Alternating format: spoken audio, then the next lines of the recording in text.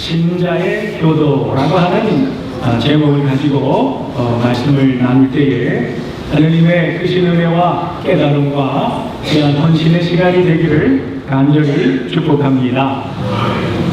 저도 지난 토요일 날 부모님을 찾아뵙고 함께 온 가족이 예배를 드렸는데요. 저희 부모님은 이 날을 손꼽아 기다리시는 것 같아요. 그래서 3남매를 두셨는데 3남매의 모든 자손들, 또 저희 형에게는 일녀 3남이 있는데 또 그 큰 딸이 또 결혼을 해서 우리 아버지에게는 증손자가 있습니다. 그러니까 모두가 모였을 때에 저희 부모님은 그들에게 하나님 말씀으로 건면해주고 축복해주는 것을 너무너무 기뻐하시고 의미를 부여하십니다. 그런데 저희 집에는 저희 형도 목사님이기 때문에 그동안에 아버지가 주로 설교하시고 그들이 언제부턴가는 형이 설교를 하는데 저에게는 차례가 안 왔는데 이번엔 저한테 설교하라고 그런 특명이 떨어졌습니다. 그래서 선정을 했지요. 저는 먼저 우리 가문에 복음의 씨앗을 떨어뜨려준 우리 할머니에 대해서 묵상하자라고 말씀을 드렸습니다. 저희 할머니는요, 제가 고등학교 2학년 때 임종하셨는데요. 제가 우리 할머니 임종하는 걸 지켜봤어요. 온 가족과 함께 하늘 가는 밝은 길이 내 앞에 있으니 찬송하는 가운데 저희 할머니가 평안하게 하나님 품에 안기시더군요. 저희 할머니는요, 어떤 분이셨는가 하면 제가, 그러니까 손자가 성경을 읽어드리면 그렇게 좋아하셨어요. 성경 말씀을 암송해드리면 그렇게 좋아하셨고요. 그리고 찬송을 불러드리면 너무너무 행복해 하셨어요. 우리 할머니의 행복은 우리 하나님이셨던 것 같아요. 저희 할머니는 일찍 남편을 사별하고 두 아들을 키우실 때 얼마나 힘드셨겠지만요, 오직 하나님만 믿고 의지하시면서 선하게 사셨어요. 가끔 우리 할머니가 화내시는 때도 있었어요. 그것은 우리의 언행이 바르지 못할 때, 하나님 말씀에 비추어서 어긋날 때 그때 화를 내시기도 하셨는데, 그 할머니가 가끔씩 화내시는 그 모습은 악은 모양이라도 버리고자 하는 그러한 의분이었고요. 아주 그 모습이 아직까지도 저에게 너무나 다정한 모습으로 남아 있습니다.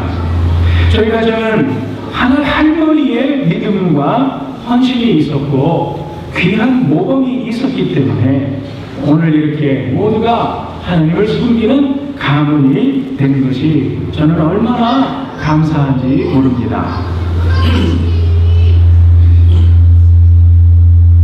이번 설날에도 저는 우리 사랑하는 여러분 가족들의 가족 예배 장면을 사진을 찍어다가 저에게 전송해달라 부탁을 드렸는데 8가족이 가정 예배 모습을 보내주셨어요.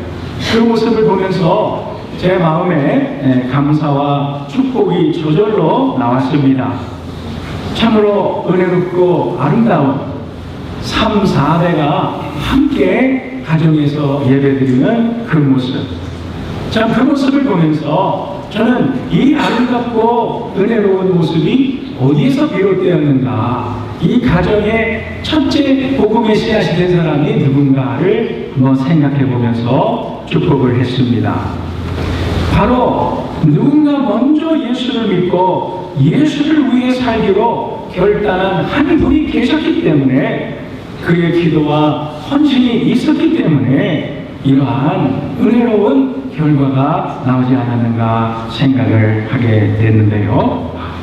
여러분 중에 이번 설날에 가족 예배를 드리지 못한 분들은 앞으로는 여러분 자신이 여러분 가정의 믿음의 조상이 되셔서 나중에 이러한 아름다운 결과가 나타나시는 주인공이 되시기를 주의 이름으로 축복합니다. 또 아직 미혼인 청년들과 학생들도 나도 나중에 가정을 이루면 꼭 함께 하느님을 예배하는 그러한 믿음의 가정 만들고 싶다라고 하는 소원을 품고 기도하며 하느님께 간구하시기를 바랍니다. 설날을 맞이해서 우리가 성경에서는 효도를 뭐라고 하는가라는 그 주제를 생각해 보는 것은 적절하다라는 생각을 해봅니다. 우리나라는요, 주로 어떤 종교들이 있었는가 하면 삼국시대 이전까지는 무속 종교가 대중적이었습니다. 그래서 샤머니즘이죠.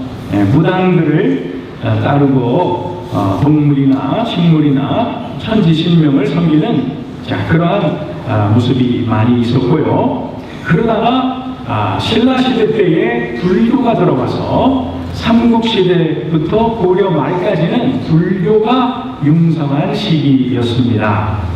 그러다가 조선시대에 들어와서 고려 말 조선시대에 이제 유교가 전파가 되어서 2조 500년 동안에 우리나라의 대표적인 그러한 종교는 유교가 되었죠. 여러분 잘 아시다시피 유교는 공자가 일으켰고 그 대표 사상은 효도입니다. 공자왈, 효도는 부모에 대한 자식의 도리라고 하였습니다. 부모님을 경제적으로 봉양할 뿐만 아니라 부모님의 마음을 편안하게 해드릴 뿐만 아니라 부모님 돌아가신 후에 그 이름을 더럽히지 않은 것까지 이것이 다 효다 이렇게 표현을 했고요. 그것이 발전을 해서 부모님이 돌아가신 이후에까지 효도를 표하는 이 제사 제도로까지 자세하게 발전이 되었던 것이죠. 자, 그러다가 구한 말에 우리나라에 기독교가 전파가 되었습니다. 기독교 신앙은 여러분 잘 아시다시피 우리가 십계명에서 읽었듯이 오직 하나님만 섬기는 신앙이요, 하나님 자리에는 그 누구도 올려놓지 않는 신앙이지요. 그러다 보니까 기독교는 부모가 죽어도 제사를 안 지내는 종교다. 자, 이렇게 이제 소문이 나면서 기독교는 불효 막심한 종교다 라고 오해를 받아서 심각한 박해를 받았던 것입니다. 그러나 사실 여러분, 성경은 공자보다 훨씬 더 확실하게 부모님에게 효도할 것을 가르치고 있습니다. 하나님은 우리가 마땅히 부모님께 효도해야 하는 이유를, 방법을 보여주시고 모델과 그 결과까지 보여주십니다. 단 분명한 것은 성경은 조상에 대한 사후 제사를 금하고 있습니다. 오늘 읽은 말씀처럼 십계명에 너는 나 외에는 다른 신들을 내게 두지 말라, 너를 위하여 새긴 우상을 만들지 말고, 또 위로 하늘에 있는 것이나 아래로 땅에 있는 것이나 땅 아래 물속에 있는 것에 어떤 형상도 만들지 말며 그것들에게 전하지 말고 그것들을 섬기지 말라. 즉, 그 누구도 창조주 하나님, 영원히 예배받으실 하나님의 자리에 올라서서는 안 된다라는 것이지요. 자, 그런데 로마 카톨릭교회의 입장은 어땠을까요? 처음에 천주교회가 전래되었을 때에 천주교회는 성경 말씀대로 사후 제사를 금했습니다. 그러다 보니까 미풍양속을 해친다는 그러한 비난을 받지 않을 수가 없었고, 또 그리하여서 엄청난 박해를 받았는데요. 한국사를 공부해 본 분들은 4번에 걸쳐서 1800년대에 4번에 걸쳐서 신유박해, 기해박해, 병호박해, 병인박해로 거의 1만 명이 넘는 천주교 신자들이 부모님에게 제사를 안 드린다라고 하는 이유로 신앙을 가졌다는 이유로 참수를 당하고 죽임을 당하는 그러한 일이 있었던 것입니다. 그러다가 이제 일제 시대에 들어서서 이제 일제 제국주의는 우리나라를 완전히 자기네 나라처럼 그 사상까지도 바꾸기 위해서 신사참배를 강요했죠. 자기네 왕인 그 일왕을 숭배하는 종교 신도 그것에게 절하는 신사참배를 강요를 함으로 그것을 반대하는 기독교인들이 또 엄청나게 곤욕을 치렀는데 이것을 보다 못한 로마 교황청은 1936년에 입장을 바꿔서 신사참배와 조상 제사를 허용한다라고 발표를 했습니다. 그래서 그 이후로는 천주교에서는 돌아가신 조상에 대해서 제사를 드리는 것이 지금까지 문제가 없이 행해지고 있지요.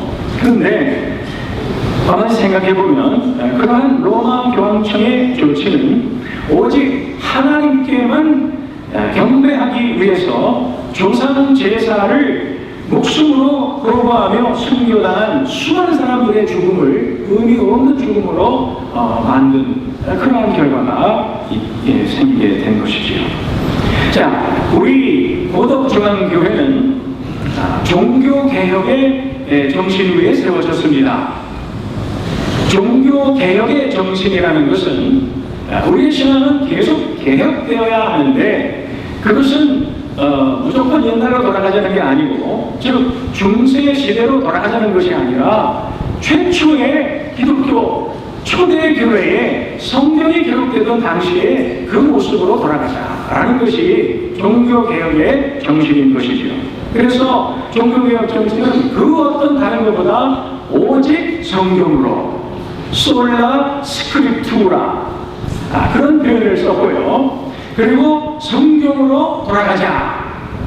오직 성경이 우리의 신앙과 삶의 최고의 권위임을 선언하고 성경이 뭐라고 하는지에 집중하게 되었던 것이지요. 자, 성경 말씀은 오늘날도 옛날도 분명합니다. 성경 말씀에 따르면 우리의 예배의 대상은 오직 성삼위 하나님이십니다. 그리고 살아계신 부모님과 웃 어른에게는 존경의 표시로 얼마든지 절하고 세배하고 넙죽넙죽 엎드리고 할 수 있지만은 그러나 돌아가신 부모님을 불러내어서 거기에 절한다는 것은 그것은 하나의 종교 행위로서 성경에 위배되고 또 우리의 신앙 양심상 허락할 수 없는 것입니다. 그래서 성경적인 기독교인들은 신사 참배와 조상 제사를 거부하고 오직 하나님께만 예배하며 부모님은 살아 계시는 동안에 지극정성으로 효도해야 되는 그러한 삶을 살아가려고 힘쓰고 있는 것입니다. 오늘 결론적으로 말씀드립니다. 모든 신자는 효자, 효녀가 되어야 합니다. 아멘. 네. 자, 오늘 그거 얘기해 드리려고 하는 거예요. 모든 신자는 효자, 효녀가 되어야 하는데 왜 그런가라는 것입니다. 왜 그렇죠? 뭐니 해도 첫 번째는 하나님의 명령이기 때문입니다.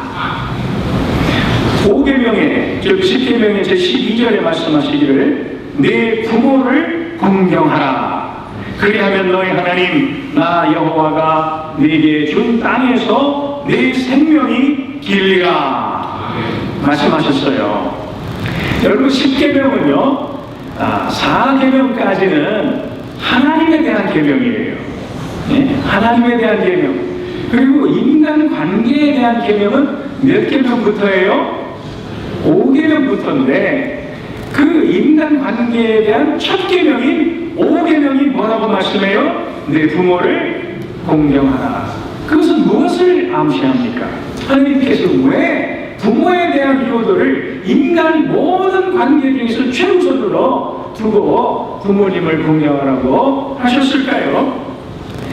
그것은 모든 인간관계의 실타래는 바로 부모에 대한 효도에서부터 풀린다라는 것을 말씀해주고 있는 것입니다.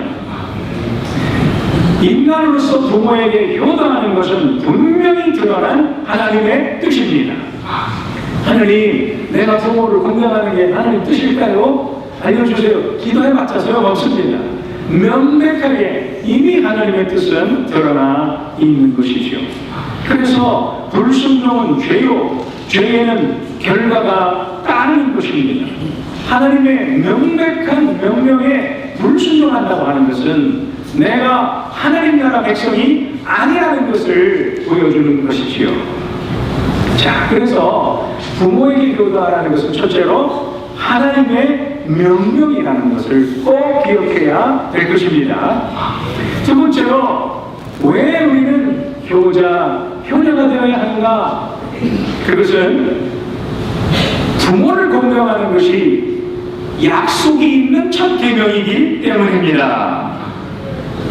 에베소서 6장 2절에 이 10계명을 인용하여 말씀하기를 네 아버지와 어머니를 공경하라. 이것이 약속 있는 첫 계명이니 이는 내가 잘 되고 땅에서 장수하리라. 효도하는 자녀를 하나님께서 잘 되게 해주시겠다고 약속을, 축복의 약속을 따라서 계명을 주셨다라는 것이지요. 여러분, 왜 부모님에게 효도하면 잘 될까요?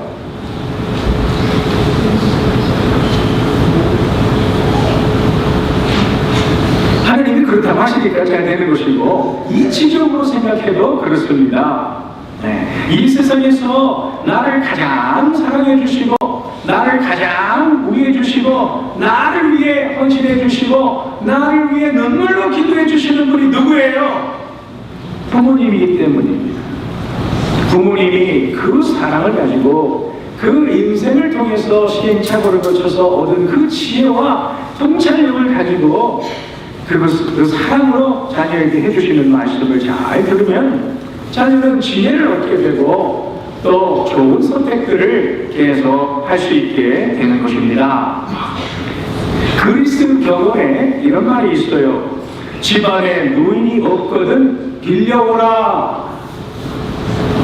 왜 그러냐면은 인생의 경륜과 지혜가 얼마나 중요한 것인지를 잘 보여주고 있는 말인 것이지요. 물론 노인이 되면 기억력이 떨어질 수도 있고 남의 이야기를 잘 안 듣는 경향이 있고 자신의 경험과 자신의 생각에 집착하는 경향이 있지만은 그래도 그 마음속에 통찰력과 지혜가 있는 것이지요. 그렇기 때문에 부모님을 존중해드리고 기쁘게 해드릴 때에 부모님의 그 통찰력을 우리가 듣게 되고 귀담아 듣고 따르면 잘 될 수밖에 없는 것입니다. 네, 부모를 공경하라 그랬는데 공경하라라는 말은 영어로 보면 honor your parents, honor라는 단어를 썼습니다. honor가 뭐예요? honor는 명예롭게 하라 그런 말이지요. 네, 부모로 하여금 명예롭게 하라, 명예를 지켜드려라, 그러면 잘 된다라는 것이지요. 사랑하는 여러분, 부모님이 제일 부족한 점이 왜 없겠습니까? 사람인데. 그럼에도 불구하고 부모님의 고마우신 점, 좋은 점들을 확대시키시고 그것을 명예롭게 만들어 드릴 필요가 있는데요. 이것은 지극히 성경적인 것입니다. 왜 그러냐면은 여러분 기억하시지요? 노아에게 세 아들이 있었어요. 셈과 함과 야벳인데 노아가 위대한 일을 이루고 120년간 방주를 짓고 하나님의 명령에 따라 방주에 자기 식구들을 태워서 그 방주에 탄 사람들만 대홍수에서 살아남고 다시 인류가 시작되는 역사가 이렇게 있었고 그 주인공이 노아였는데 노아가 농사를 짓고 포도를 많이 심고 포도원을 거두니까 그걸로 포도주를 만들어가지고 그거를 맛있다고 많이 마시다 보니까 취해버렸어요. 취해가지고서는 몸이 그냥 후끈후끈하고 너무 더우니까 그랬는지 정신이 하나도 없어서 그랬는지 자기 장막에 들어가서 그냥 다 발려먹고 주무시는 거예요. 그런데 이 장면을 누가 제일 먼저 봤어요? 예? 함이 제일 먼저 봤어요. 둘째인 함이. 그러니까 아유 아버지도 참 주책이야. 이런 말은 안 했지만 아마 그런 생각을 하지 않았을까 싶습니다. 그래서 아버지의 그 흉을 갖다가 형과 동생에게 나가서 말해줬어요. 그걸 퍼뜨린 거죠. 그랬다가 그는 결국 저주를 받게 되죠. 그러나 셈과 야벳은 그 소식을 듣고 아니 어떻게 그런 일이 그리고 그것을 그렇게 드러내면 되나 해서 감히 자기들은 앞으로 걸어가지 않고 뒤로 장막을 향해서 아버지의 벗은 모습을 보지 않겠다라는 생각을 가지고 뒤로 걸어가가지고서 이불을 덮어주었던 것입니다. 그 일로 인해서 이 셈과 야벳은 축복을 받게 되지요. 자, 그러므로 사랑하는 여러분, 부모를 명예를 지켜드리는 것은 축복의 길인 것을 꼭 기억하실 수 있기를 바랍니다. 세 번째로 우리가 그리스도인들이 효자, 효녀가 되어야 한다는 것은 그거는 자신으로서 마땅한 도리이기 때문입니다.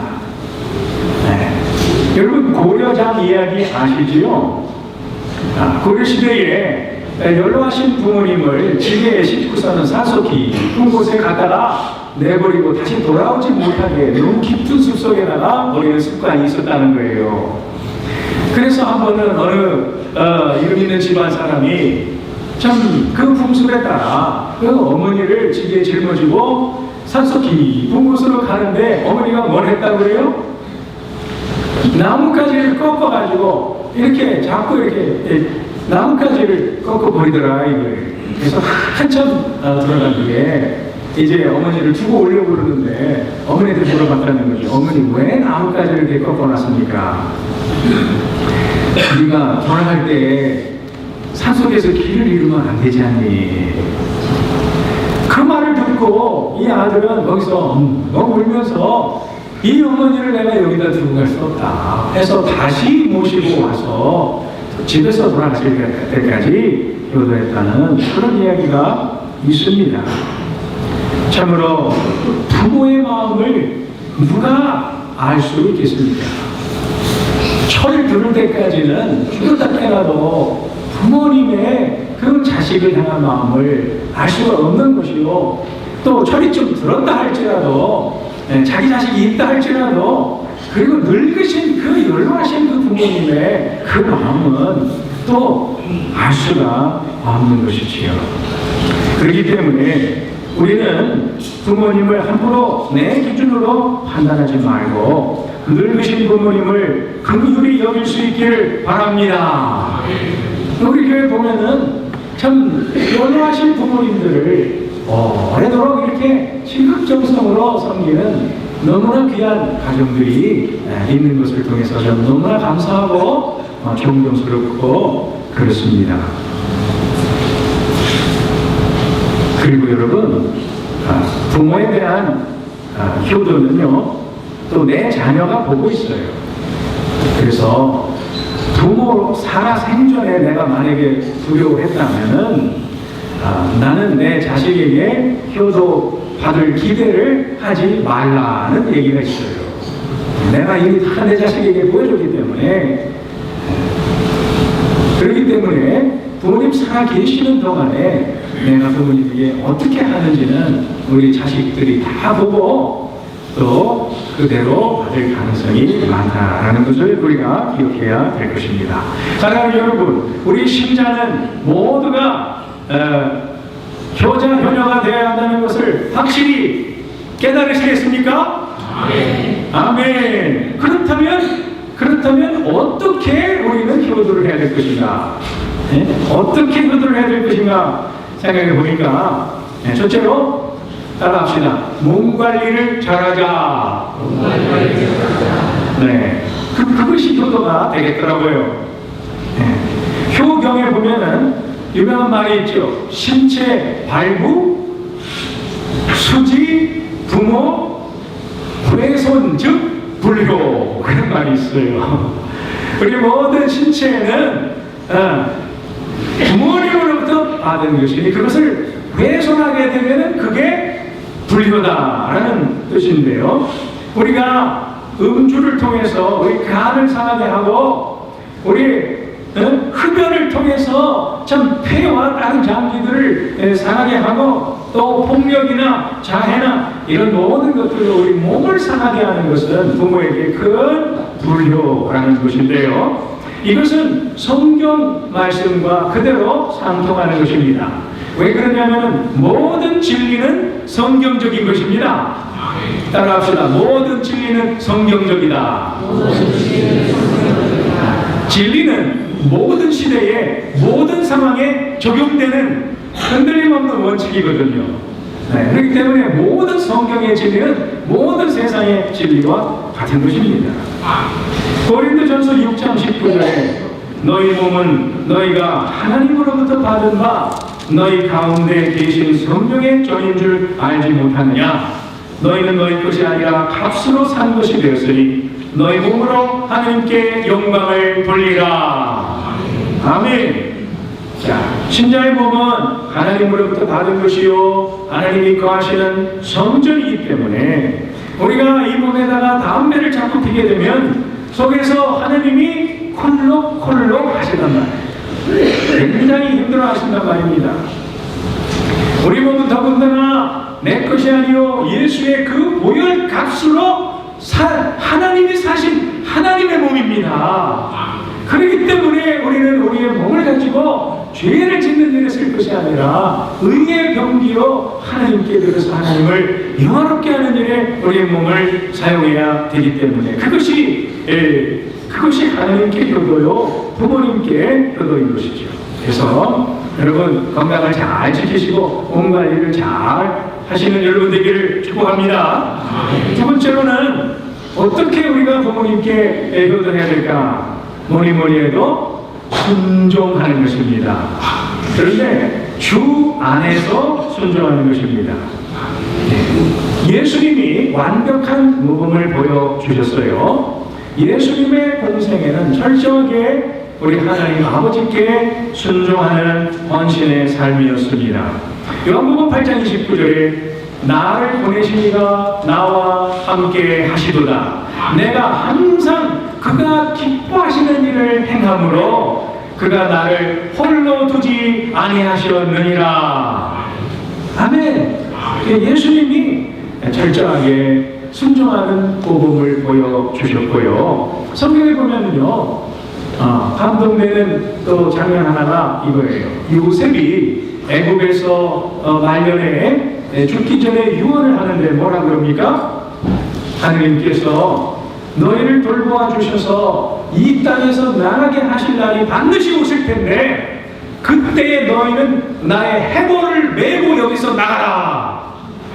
이렇게 유언을 했던 것이지요. 요셉은 잠시 애굽에서 국무총리로서 권력과 풍비를 누리며 살았지만은 그러나 할아버지들의 땅 아브라함과 이삭과 야곱이 하나님으로부터 받았던 그 약속의 땅 가나안에 가기를 늘 소원하였는데 육신은 애굽에서 충분히 갈 수는 없고 이제 내 영혼은 가겠지만 아버지가 내 해골이라도 나는 거기 들어가기를 원하니 제발 내가 죽고 난 다음에 그날이 오면은 내 해골을 메고 올라가라.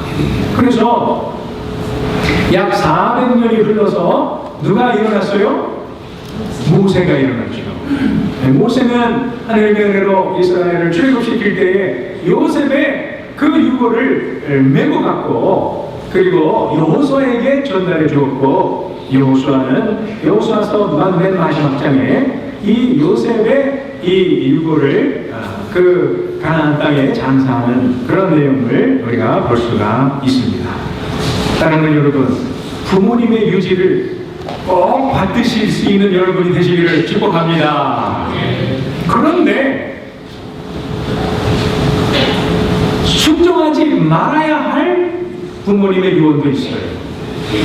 어떤 분을 전도하기를 간절히 원하는데 그분은 이런 말을 합니다.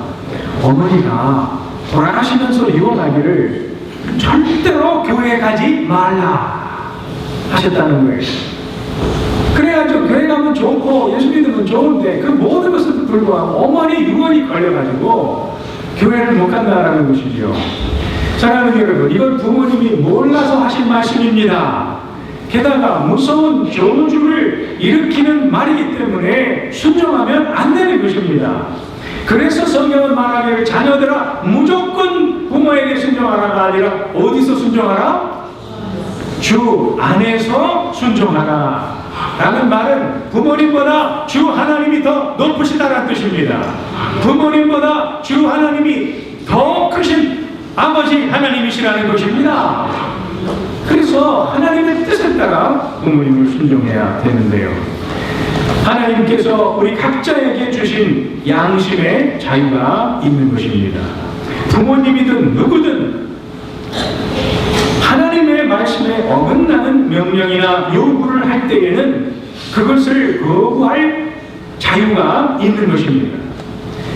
당장은 부모님께 매를 맞고 당장은 부모님께 미움을 받고 심지어 집에서 쫓겨나는 한이 있어도 결국에 하나님을 섬기기로 택하고 하나님의 뜻을 따를 때 나중에 부모님도 복을 받고 온 가족이 구원되는 그러한 간증들이 얼마나 많습니까?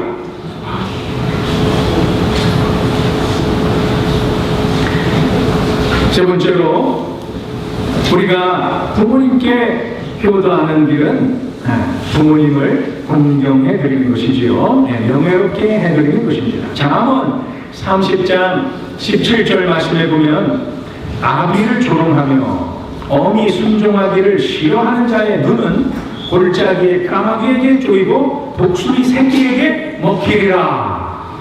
무슨 말이에요? 부모에게 함부로 대하는 자들은 죽어마땅하다 그런 뜻입니다. 그래서 죽어가지고 짐승의 밥이 되어야 마땅하다. 이렇게 하나님은 이스라엘 백성에게 가르치셨습니다. 우리는 살다 보면 부모님이 실망스러울 때가 있습니다. 정말 실망이야. 정말 부모님 그러실 줄도 몰랐어. 그렇지만 좀 더 자세히 생각해 보면 우리가 부모님의 잘못 한 가지 때문에 부모님의 장점 9가지, 부모님의 은덕 9가지를 잊어버리고 막대하고 있다고 하는 모습을 우리가 깨달을 수가 있습니다. 그래서 우리가 나이가 들고 철이 들면서 부모님도 완전한 사람이 아니구나. 부모님도 난처한 상황에서 어려운 상황에서 나름대로 하나님 뜻대로 살려고 최선을 다하려고 부정하지만 애쓰시는 분이구나. 이런 것을 여러분들이 깨닫고 부모님을 긍휼히 여기는 데까지 그리고 부모님께 감사하는 데까지 나아갈 수 있기를 축복합니다. 끝으로 어떻게 하는 것이 좋은 효도인가? 부모님이 아직 예수를 안 믿는 분이라면 가장 큰 전도는 가장 큰 이유는 부모님을 예수님께로 인도해 드리는 것입니다. 성경은 분명합니다. 죄의 삭은 사망이요 육신의 죽음과 영원한 지옥의 죽음이지요. 한 번 죽는 것은 사람에게 정하시는 것이요 그 후에는 심판이 있으리니. 이 말씀은 우리 부모님에게도 그대로 적용이 되는 것입니다. 그렇기 때문에 여러분들이 다른 방법으로 이 땅에서 부모님께 잘 해 들으셨다 할지라도 정작 사후에 부모님이 지옥에 들어가신다면 그것은 불효를 행한 것입니다. 어찌하든지 부모님이 살아계시는 동안에 구원자 예수 그리스도를 만나시게 해드리는 것이 가장 큰 효도인 줄을 믿으시기를 바랍니다. 그러면 여러분 중에서 이런 생각이죠. 목사님 저도 원합니다. 저도 기도했습니다. 저도 부모님 예수 믿게 하려고 내가 얼마나 애쓰고 있는지 모릅니다. 근데 안 되는 건 어떡합니까? 여러분, 기도하십시오. 이루어질 때까지 기도하십시오. 주 예수를 믿으라. 그래야 너와 네 집이 구원을 받으리라. 치매를 구하시고 간절히 소원하시면 자식에게 이기는 부모가 있답니까? 어떤 젊은이가 대학교에서 예수를 믿고서는 우리 부모님 꼭 예수 믿게 해드렸으면 좋겠다, 그런 소원을 가졌는데 아무리 얘기를 해도 꿈쩍도 안 하시더라는 거예요. 그런데 이 아들이 이제 입대를 하게 됐어요. 근데 이 아버지가 자기를 너무너무 사랑한다는 것은 잘 알고 있었기 때문에, 여러분, 사랑하면 그게 약점이에요. 사랑하면은 그 간첩을 만들어주기가 어려워요. 그래서 이 아들이 협박 작전으로 나가기로 했답니다. 입대하면서 아버지가 교회 다니지 않으신다는 소식이 나에게 들리면 난 탈령해 버릴 거니까 아세요. 그렇게 아세요. 그랬대요. 근데 이 아버지가 아들을 너무 사랑하셔서 그 협박이 먹혔답니다. 그래서 예수를 잘 믿고 계시다는 얘기를 들었습니다. 그런가 하면은 또 어떤 특별한 순간을 이용하는 방법도 있을 것입니다. 또 어떤 아들은 이제 입대하여 훈련소에 들어가는 순간에 참 아빠와 작별해야 하는 그 순간에 아빠는 참 너무나 마음이 아파서 정말 아들을 위해서 뭐라도 해주고 싶은 그러한 마음이 들었을 바로 그 순간에 아들이 이랬답니다. 아빠, 교회에 꼭 가셔야 돼요. 그리고 뛰어갔답니다. 훈련소 안으로. 자, 근데 그 말 한마디가, 그 기도와 사랑을 담은 그 말 한마디가 그 아버지 가슴에 맺혀가지고서 바로 그 주부터 교회를 다니셔가지고 예수를 믿게 되었다는, 아들보다 더 뜨거운 믿음을 갖게 되었다는 또 그런 얘기도 들었습니다. 뭐 이런 경우도 있답니다. 아직 미혼인 자녀가 이렇게 부모님이 꼭 예수 믿고 구원받기를 원했는데, 부모님은 꼭 이 자녀가 결혼하기를 그렇게 바래서, 너 언제 결혼할 거니? 너 누구랑 결혼할 거니? 너 그래서 결혼에 대해서만 물어볼 때마다 이랬다는 거예요. 아빠가 교회 안 나가면 난 결혼 안 합니다. 아니, 결혼 얘기만 하면 아빠가 교회에 가셔야 내가 그때 결혼합니다. 결국 아빠가 항복을 해서 교회에 나가서 예수를 믿었다는 그런 얘기도 있고요. 또 어떤 정말 오래 기도하고 작정 기도하고 날을 정해서 멀리 계신 부모님, 또 외국에서라든지 또는 이제 멀리 떨어져서 사는 자녀가 떨어져 사는 경우에 부모님한테 찾아가면서 기도를 많이 하고 날을 정해서, 특별히 다른 목적이 아니라 설날은 이미 갔다 왔는데 특별히 어머니의 부모님의 그 영혼 구원을 위해서, 그 목적만을 위해서 기도하고 날을 정해서 선물을 듬뿍 들고 찾아가가지고서는 이렇게 간절하게 부모님에게 예수를 전했다고 하는 그러한 이야기도 있습니다. 사랑하는 여러분, 자녀를 이기는 부모가 없어요.